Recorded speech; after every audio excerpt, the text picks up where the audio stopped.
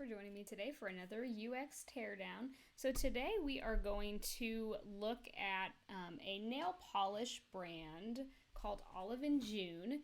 And one of the things that we are going to look at is the way that they do what they call systems. And so they offer basically like a bundled product. But the way that they do it is really cool because they use a concept that's kind of like progressive disclosure, where they kind of like get one piece of information at a time. And so this tends to be less overwhelming for people. It's kind of almost like a quiz style form. And quizzes are super popular right now in e-commerce, and a lot of times they're not necessary. And this strategy that Olive and June employs isn't always necessary the way that we see it used a lot, but for what they're doing it for, it actually works really well. So we are going to go ahead and go into here their main navigation here, and we're going to go under systems. So we're not looking at everything today. Obviously, we've got some spacing issues here.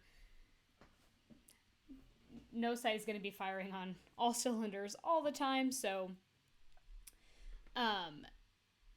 we are going to pick one of these systems, and we are going to kind of like walk through how they have this laid out and talk a little bit about, why this is pretty decent UX. So we see right here, they've got this. This is back in stock soon. This is actually the one that I was going to go click on. And so I see that now, and I know that is out of stock.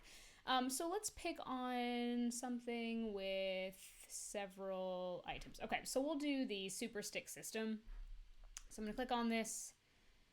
Okay, it's going to bring me to a page here. So basically it's showing me a picture of the tab press-on system, what that entails, and then it's going to prompt me to pick my styles. If I scroll down here, there is some collapsible content. Ooh, a little tricky there. Where if I open it, it tells me everything that's in it. So this is a helpful section.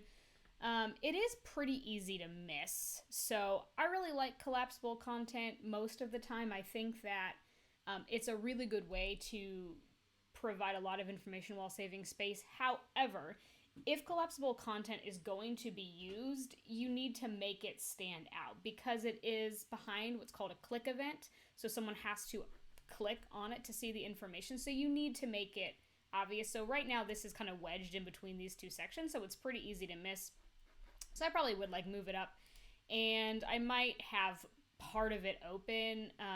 A lot of times you'll see collapsible content default to having the first tab open, and that's a helpful indicator to people that this is a section with collapsible content, just so people don't miss it. But yeah, I think I would put this a little bit further up the page. We have a picture here, but again, obviously having information here about what all is in this is really helpful. So we're going to go through here. We're going to click on this, pick your styles.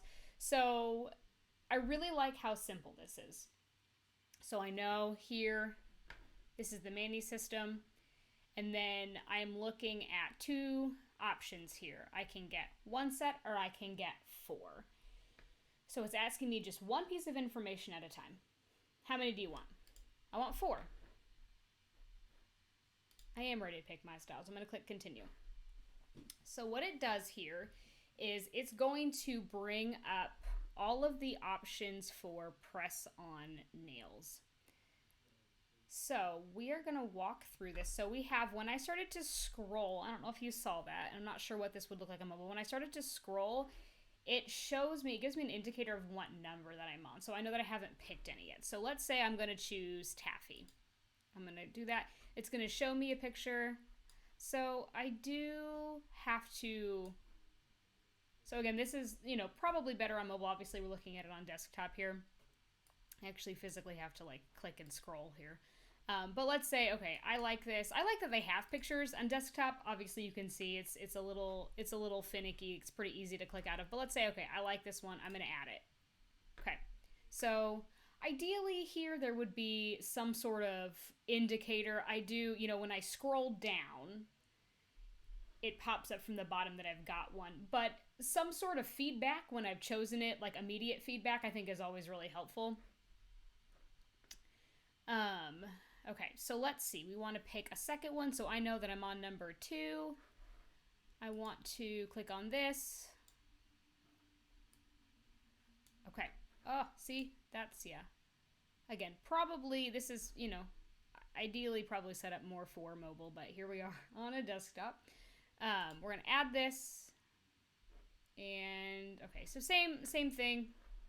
Not any immediate feedback, but if I scroll down, I can see what number I'm on. Let's play around with some of the filters here. So they've got a left side filtering system, which I'm a really huge fan of, especially on desktop, because it's really clean. You can see all of your options at one time. So let's say we're going to do almond and squoval, and we're going to do medium. Oop, and that eliminates. So when I choose those, there is actually no option. So interesting. And so this could be just a lot of the length options that they give. They don't actually have nails in that length. So that could be like a point of improvement. I don't know that I would offer them as a filtering option if it's not possible. Like if you don't have, any long length ones, then I don't think that I would add that as an option. All right, let's do mix. So kind of same thing here. We're gonna do almond. So they don't have any almond shapes. So yeah, that's definitely like a point of improvement here, is that they're offering like filtering options here that don't really like exist within this. So that can definitely be pretty confusing for people. Because the point of filtering options is for people to be able to like zero in on exactly what they're looking for. So if they're given these options, they're going to think that these exist, but to click on them and be like, oh wait, these don't exist, that can be pretty frustrating, and someone might just decide like, I'm not going to do this at all. Okay, let's see. We're going to do pink checker party. Add it. And then we'll do these ones. All right, so if I want to edit these, you can see how these bottom. If I want to edit these, let's see what happens here. So it doesn't really, you can click on edit, but it doesn't really, okay, I see.